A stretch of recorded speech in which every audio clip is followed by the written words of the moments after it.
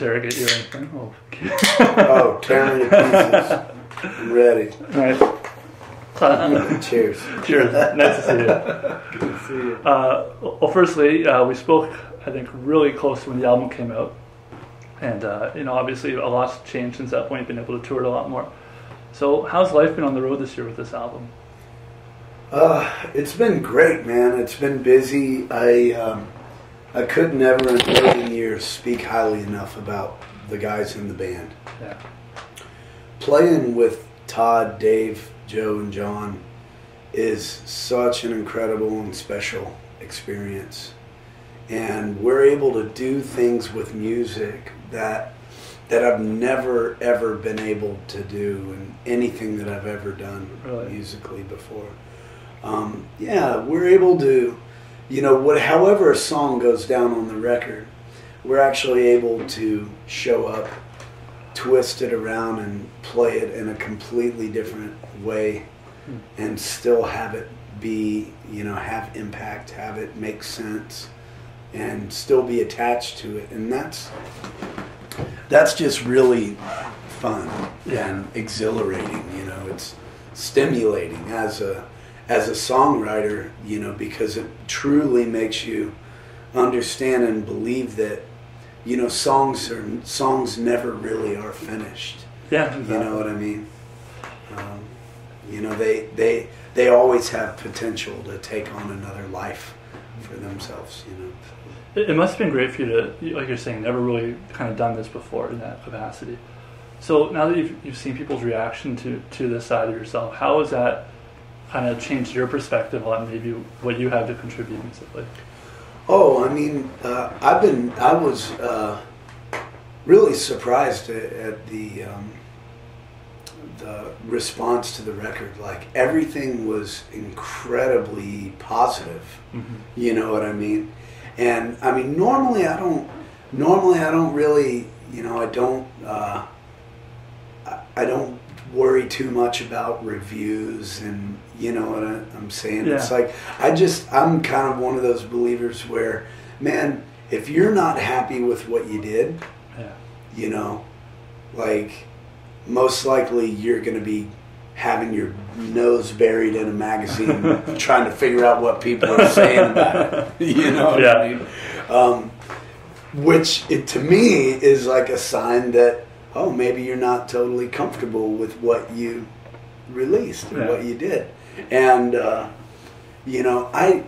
we as musicians, as songwriters, as people, and especially when, over time, we start having people who listen a little more, or, have interest in the group, and there's a little more attention, eyes and ears on it, or whatnot.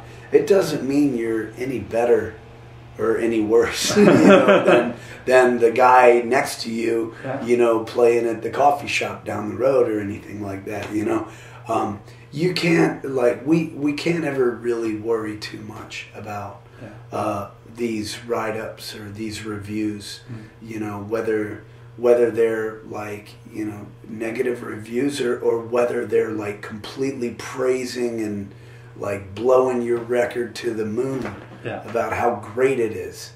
You know what I mean?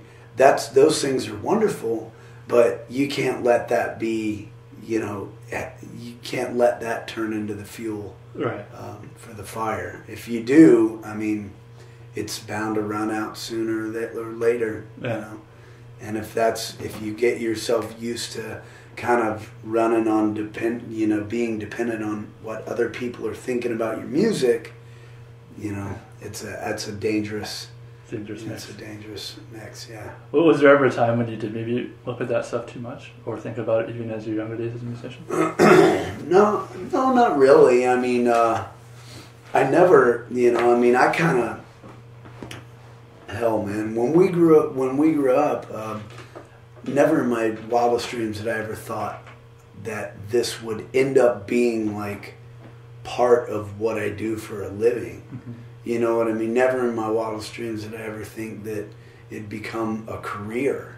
I never even said that word, much less you know, until my, you know, like mid-20s or something. Yeah.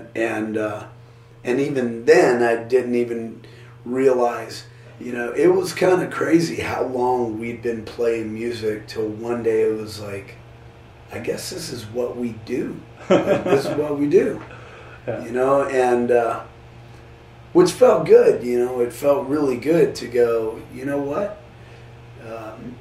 You know, we believe in this, and it's something that we hold sacred and true to, and you know, man, if we're able to keep the lights on and put some food on the table while doing it, that's more than we ever dreamed. Right. It's interesting you mention that, because I think that not all musicians are all people that like music and are maybe just pursuing it for fun. Always look at it that way. Some of them, you know, have that goal. I want to be a musician. I want to be successful. I want to have the ability not just to tour, but play stadiums, play arenas, play this and that. You know, for you, where did your idea of just wanting to play music for the sake of music come from, and then just kind of let it fly where it does? Sure. That's a great question. For me, like early on, I just wanted to play. Yeah. You know, at first, you know, I thought it was just cool. I just thought it was cool. Yeah. I came from like a Southern Baptist, you know, fairly religious home, but somewhat of a musical family. My mama and papa, on my mother's side, we're all Cajun folks. My mama and papa, my papa was an accordion player. Right. My mama used to stand beside him and bang a tambourine, and they'd play, you know, old Cajun songs, French songs, and, you know, that's some of my earliest memories of music. Yeah. And, you know, so that's what my brother and I grew up, you know, listening to. And then there were people in the church, you know, that would play guitar and play, you know, some drums and do that. And I always just thought, wow, you know, that, like, they were like the lucky ones, you know, they got to make the noise, you know, and that was always neat. And then, you know, and then years later when I found skateboarding, it sent me into a completely different world, alternative, you know, lifestyle. But, to answer your question, it was, you know, so there was a moment where, you know, I just wanted to do it because I thought it was just cool, it was different. Yeah. You know? But then, you know, I felt really lucky at an early age to meet people, meet some folks that taught me and my buddies that, like, playing in a band and playing music was so much more than just like having your name up in lights, or, you know, making money, or meeting girls, or, you know, like being famous or whatnot. That, you know, we learned that you know, music could be used simply as a therapy tool. It could be used as something, you know, to help better ourselves and understand ourselves more, understand our community, our culture. Right around that same time, I was kind of in this class that was more or less like it was a creative writing class. Right. And I had this teacher who was so cool that basically she just, you know, we'd walk in the door and she's like, any rules that you know in the outside world are off, you know. Like, this is your creative, I mean, you know, obviously we, you know, we all respected each other, but her whole point was, when you come into this room, like, you can be, write whatever you want to write. She's like, everybody, we all have a creative license. You can be whatever you want to do. You can be whatever you want to be. You can express whatever, you know. And she was the one who originally, you know, taught me about the healthy aspect of writing down your thoughts and your feelings and then burning it. you know. Interesting. And it became like a very important thing in my life that I have carried on like my entire life. And you know, but I think that was kind of a big turning point where music really became something that like I needed to do more so than something that I just wanted to do. Like I love it. I love playing music, but do you ever sit back and think of what if those series of events didn't line up? What if your family wasn't musical? What if you weren't exposed to the church? Mm-hmm. What if you didn't have that creative class? Do you even ponder what life could have been like had that stuff not happened? Yeah, I mean, I believe that every you know action comes a reaction, and so on and so forth, and that cycle continues. Yeah. And yeah, I mean, if any, that's why I don't. It's so funny. I mean, this is a great question, but that's why I can't say that I have any regrets. Yeah. Like I've done a lot of terrible things in my life. You know, I've hurt people's feelings. I've hurt people. I've hurt my family. You know, and like, you know, growing up, I was a little rebellious, just just a inconsiderate punk. You know, yeah. And you know, in my life right now, I'm married to just the most incredible woman that I could ever ask to be. You know, to stand next to my best friend. Yeah. And, you know, I have some wonderful dogs, and we live in a small, modest little home, but like in a beautiful area. Yeah. And just surrounded by wonderful people and music. And I feel like if any one thing of my life had happened any differently, even the terrible things, yeah, even like the rotten things that made me almost lose my family forever, yeah. or taking my own life. Who knows? I mean, like there are so many times growing up where I was just on the brink of total destruction. Yeah. You know, and if any one thing didn't happen the way that it did, then I may not be with my wife right now, who I could never be more, be happier and pleased, What turned you out of that destruction? Well, obviously there had to be some kind of moment that really shifted your gears. For sure. I mean, it was a combination of things, I went through kind of a crazy, like treatment center, somewhat as a young kid.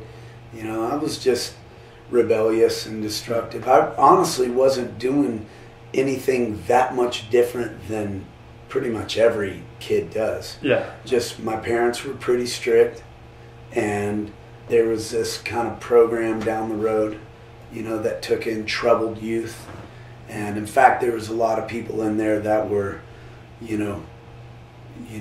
I was like a Sunday school kid compared to some of the people I was in there with. But anyhow, it was like a long-term kind of treatment thing for either drug addicts, street kids, sex addicts, suicidal kids, just folks kids that were just busted up and lost, confused. And some of them went in there by their own choice. Some of them were Baker acted. Some of them, kind of were just put in there because they were minor, and it was it was like the next step below, any correctional facility. Oh, wow. You know what I mean? So, I went in there, and what was cool about that place is it was set up in a way where it was kids helping kids. Yeah. So all the staff members had been those screwed up kids and had gone through the program themselves, and then later on were asked to study and become a staff member. Oh, really? So everybody who were your, like the authority, could sit down and relate with you right then and there and go, look at this picture. This is me a year and a half ago. Yeah. You know what I mean? And so I went in there, you know, I was there for a total of about 3 years, and you know, but half of that time I chose to stay. I could have left, and I chose to stay and become a staff member. Oh, wow. You know, just to help, and that changed my life, man, in a big way at a really early age. There was a lot of, you know, kind of downfalls about it, because in a lot of ways I missed a lot of the things that I think are healthy in you know, young kids growing up. Yeah. You know what I mean? I went in at an early age, and when you go in, you're not allowed to, you're not allowed to interact with girls, and you know, and same with girls, they can't interact with guys, and like, you know, I mean, they like, you know, you're not really, you couldn't go to parties, you couldn't do, so there was this whole social aspect that was kind of pretty screwy, wow. you know, for like teenagers to be dealing with, especially in those years. Yeah. You know, everybody's just, hormones are on, you know, 11. Yeah. And, yeah, so it, in the end though, it was a very positive experience, because it pretty much stripped me of everything that I knew and grew up with, and taught me to rebuild my own way of thinking, and rebuild my own spirituality, and rebuild like my own ethic. Yeah. What age was this around? Well, I was there, I believe I went in when I was about just turning 14 maybe. Oh, so really right through the formative high school years there. Oh yeah, yeah. But I mean, I wouldn't have gone to high school anyway. You know, I used to run away from home a lot, and like I was always getting either suspended or, you know, kicked out, or just running away. Yeah. You know, so if that didn't happen, who knows, man? It wouldn't be surprising me if I just wasn't alive right now, like the way I was going. Yeah, like you're saying, things happen for a reason, right? That's right. I remember when we spoke back in the spring, you were mentioning to me how we were talking about the idea of love on this album, and how you're really exceptionally comfortable wearing it on your sleeve and making sure that you translate the different sides of it, for people who want love or don't want love, or everything in between. With that in mind, with taking this album to the people you have, what have you heard from them about it? Have people come up to you and given you a lot of themselves by relating to the album? Yeah. It's always extremely intense and overwhelming, but, you know, I don't know,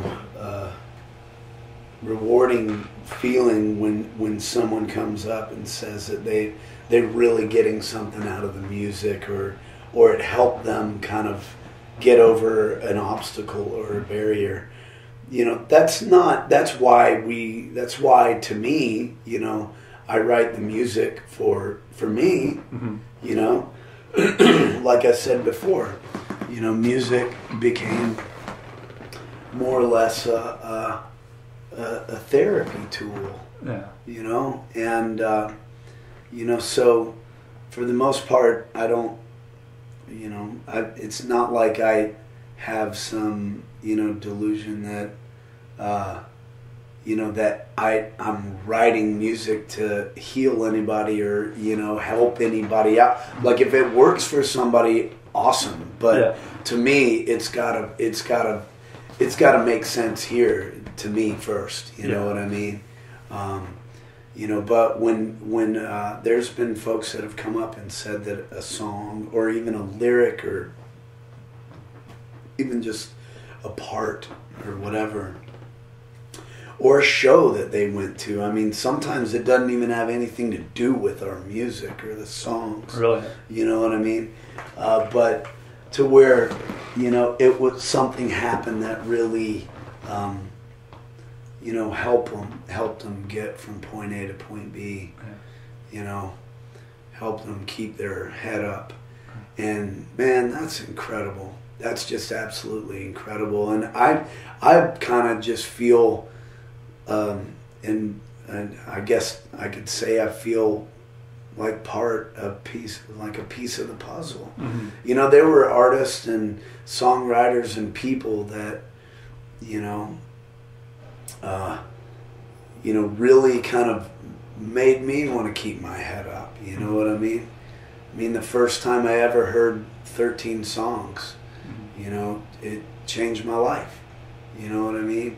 And it was just really something where I was like, wow, and it's not like it was all happy-go-lucky, everything's going to be just fine and dandy from here on out. Yeah. But it was more just kind of like, man, somebody's as angry and upset as I am right now, somewhere.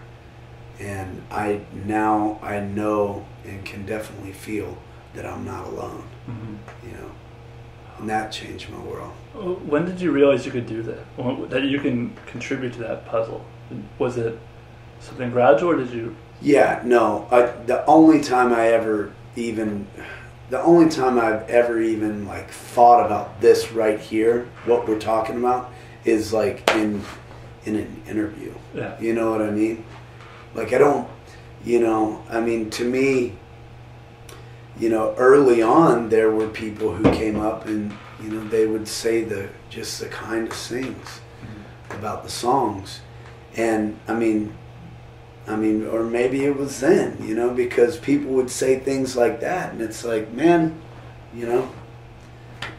I wouldn't be here if people weren't there for me. Yeah. Like if I didn't have a support group or bands that I looked up to, when I was in your shoes, so. It must be amazing to come full. Must be pretty amazing to see that cycle come about, where you're having those conversations with people that you probably would have wanted to have with certain other artists growing up.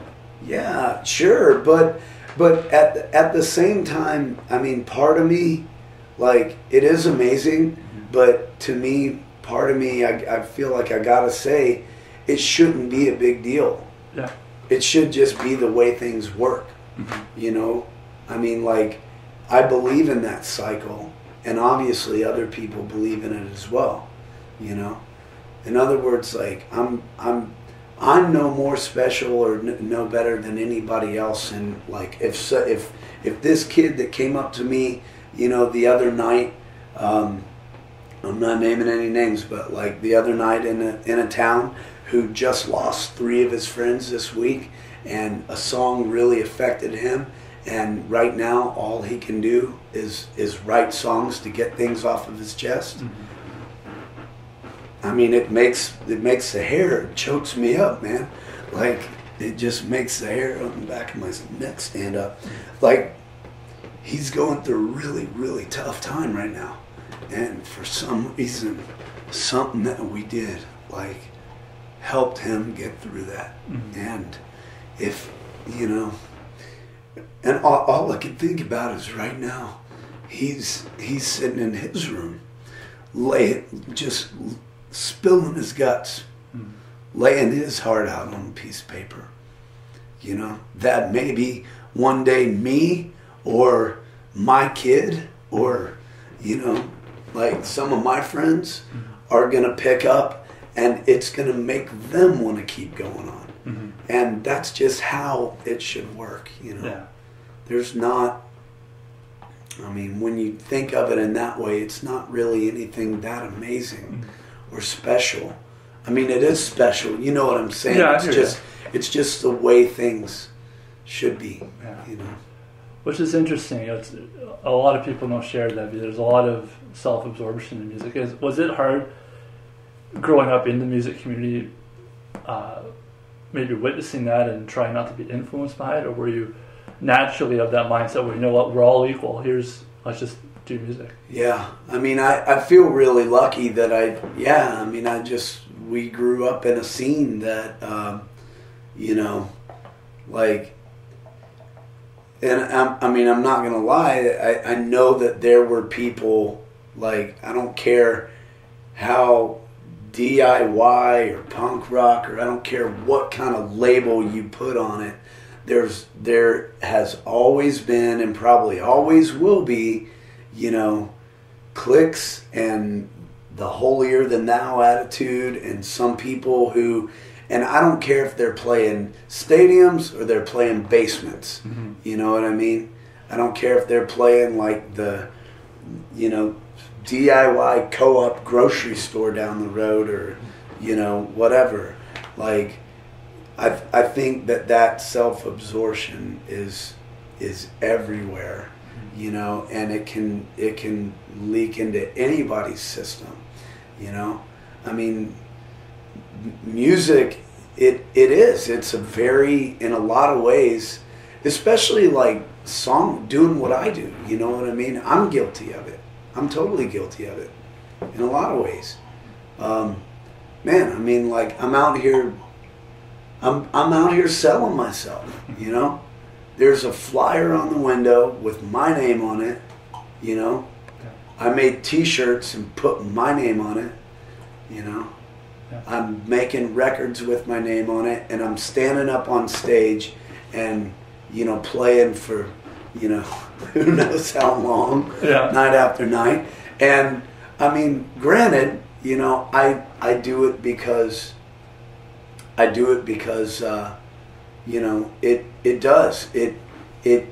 music has always been healing to me, I also do it for a livelihood, but I would be lying, man, if I didn't say that when somebody walks up on stage and you play a song and a room full of people is getting fired up and singing along and yelling your name, I'd be lying if I said that didn't feel good. Yeah. That's like a very natural, like, human, exhilaration. Exhilaration. Yeah. But it's also, I'd be lying if I didn't say that part of that isn't selfish. Like, how could that not be selfish? Mm-hmm. You know what I mean? Yeah. It's making a living, though. It's feeding the family. True. Yeah, that's true. And, I mean, in a lot of ways, I'd be just as happy being a fly fishing guide or a finish carpenter back home. Yeah. But, which, who knows? Maybe I will be. One day. One day when you want to stay home. And I'd be fine with that. Yeah. But yeah, it's that fine line. I mean, I know what you're saying. Like, there is that self-absorption in the, in any kind of entertainment business, I think. Yeah. You know what I mean? Because in a lot of ways, you're just like, you're, especially when you're doing it as a living, you're selling like these snapshots of yourself, these stamps, these documentations, of your life and what you've done or what you're doing with your buddies or your friends. And it's a fine line to walk, and important to always, I think, check, keep yourself in check. Yeah. Don't let the ego get away from you. Maybe switching topics just a little bit. What was it like for you this year to be able to do this and also do the Hot Water 20-year anniversary? That must have been quite interesting, going back from one world to the other and back. Yeah, it was intense, but we had like kind of talked about it and anticipated it for quite a while. So was somewhat prepared. Yeah. even though I packed like 2 hours before I went to the airport. And we didn't really rehearse. No, we rehearsed a couple hours, but like literally a couple hours. The sound check was more. It was amazing. It's still insane to say that out loud. 20 years. Yeah. That I was in a band. Have been in a band with my best friends for over 20 years. Now I can say October was 20 years. And one cool thing about it is, that I'm happy to say is we're not letting the band die. Awesome. None of us, we went back and forth, and there was, Hot Water is always one of those bands where, we'd go on a hiatus and it would just, like almost, it would be better for us. We always bounced back a better band. Right. Because things would come up for us to shut it down, reevaluate what we're doing, and then find out exactly what we were doing, why it was important, and just be able to focus and, you know, put our head down and just start, you know, heading towards it. So, you know, after growing up in a band like that, and I felt like we always did a good job at just staying friends. Yeah. You know, Probably the hardest part. that was definitely the hardest part, and because there were a lot of times throughout that entire time frame that you know, there was a serious lack of communication, which is, you know, I mean, if there are any young bands listening to this who want to take a crack at, you know, going on a long haul with your buddies, the most important thing ever, like in any working relationship or relationship period, you know, is good communication. You know, being on the same page. Yeah. Once that's there, everything else works itself out. For sure. People will listen better, respect each other more. I saw that vinyl package you guys are putting out for the Celebrate the Anniversary. Did you take much time to reflect on when you're looking at the track listing for something like that? Does looking at that and kind of zoning back to when those songs first came about? Oh, absolutely. Memories just been kind of flooding back. Oh, absolutely, man. I mean, when we did the 20th anniversary, you know, we started just looking through the songs, and the song list is insane. I mean, it's, you know, 150, 160. You know what I mean? And we're going to be playing, you know, like, okay, we're going to be playing, you know, whatever we were playing a night, 17 songs a night. Yeah. So we're to pick 17 songs out of this 100 and whatever. and yeah, just going through them was pretty wild. Yeah. Pretty wild. You know, there's definitely songs in there that we never played. Mm-hmm. You know, there was one song that we all realized that we had never played live ever. Really? And it's a song called "In the Gray." Yeah. And yeah, when the guys mentioned it, you know, it was one of those things where we'd go back and we'd listen to the tunes, and it's like you don't even remember. You read a title of a song, and you don't even remember how it goes. Can't remember the lyrics. Oh wow! Couldn't tell you how it started. But then as soon as you put it on, it would go, oh yeah, and then it'd all kind of come back and it would click. Yeah. And then when we'd get in the rehearsal space, somehow, like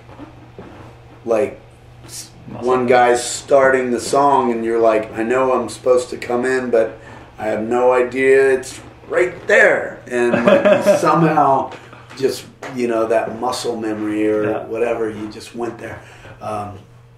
But yeah, it was definitely a blast from the past, and it was cool to kind of think about, you know, how hard we truly did work at just letting music be the healing factor in our lives, you know, and it was really neat, like to think of our early years in hot water music in that way. Yeah. You know, I mean, we had some crazy times, man, and it's absolutely amazing that we're still alive. Yeah. You know, but you know, for the most part, when it came down to it, it was all about just releasing everything and leaving it all on the table and putting it all into the songs, and that was pretty special. Do you see this and hot water music coexisting for a while now? Or do you see yourself as doing both? Well, I have been since 2007. Yeah. So I mean, like, I've been going back and forth since 2007. Yeah. You know, doing both, and it's tough. I'm not gonna lie to you there. Yeah. Like it's pretty tough. This last year, I kind of needed to pulled the reins. Yeah. Pulled the reins on a lot of stuff that I was doing because I just got a little crazy. I was doing my music, the Revival Tour in heavy rotation. We released that book, writing another record back and forth into the studios, just kind of doing just nonstop, and then on top of it all took hot water on again. Yeah. And it was just brutal. It was too much, so I needed to kind of pull the reins, stop everything, and just focus. For sure. Now, you've been doing this for a long time, and just as a musician, so you've obviously achieved a lot. You've seen a lot. Is there still something that you want from music, or are you just chasing and hoping to find something different at the end of the road? No, honestly, like it's funny that you mentioned this. John Gott and I were having this conversation because it's still tough, man. A lot of people don't really realize. They may see a tour bus, or they may see like a sold out room, mm-hmm. or this and that, but what people don't realize is like the bigger a band gets, or whatever, the more expenses are needed to continue that on. For sure. And for us, in a lot of ways, man, it's still hand to mouth. You know what I mean? It's still hand to mouth. Yeah. It's not like we have any gold mine anywhere, where we're stuffing all the savings. The majority of the funds go right back into it, and it's just kind of this constant cycle. And sometimes it really weighs heavy, man, and but sometimes beautiful things happen that wouldn't have happened otherwise. And Gaunt and I were sitting around, and we were trying to figure it out. We were like, what are we doing? Like, where are we? Like, where's this going? Mm-hmm. Kind of question, you know. And he kind of coined it. He's like, we're chasing this carrot, right? And I'm like, yeah. Because that's what we're doing every tour. It's just like, we gotta get to that venue, and you're always stressing, ticket sales weren't that good, or show got canceled, or flight got canceled, or this or that, and it's always this constant push-pull stress factor thing. And then, Gaunt's like, yeah, so we're chasing this carrot, we're always moving. I'm like, yeah. And he's like, what is the carrot? Like, what is that? Yeah. What's the carrot? And so that's always the question, right? That's the $1 million question. It's like, and I think it's different for everybody. For me, anytime, I would love to write and record records till I'm physically or mentally incapable of doing it. Mm-hmm. And I would really hope to think that my family and friends would tell me that I was like mentally or physically incapable of doing it. I'm trusting, or you guys, somebody just tell me, like, just, hey, just slap it out of my hand.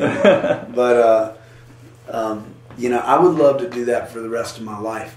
As far as touring and playing shows, man, I've seen and done more than I ever dreamed in my life, And I mean, if this was the last show that I ever got to play, man, I would be comfortable, hanging up the boots and just saying thank you and being at home and writing records and recording records, and you know what I'm saying? Yeah, I mean, to me, like, what I've always loved the most about music is, it continually inspires me and helps me, understand and see my obstacles a little more clearly. And I love to tell stories that inspire me. Yeah. So I mean, that's, as far as doing anything different with it, yeah, I hope I'm always doing something different. Cool. That's why I want I don't ever want to write the same record twice. I want it to always evolve. If it's not musically, for me, everybody may feel differently, but to me, if it's not evolving, it's not growing. Of course. So as long as it's moving and breathing and it's still making me feel good and it serves that purpose, and to me, I'm headed in the right direction. Awesome. Yeah. Thanks, Chuck. My pleasure.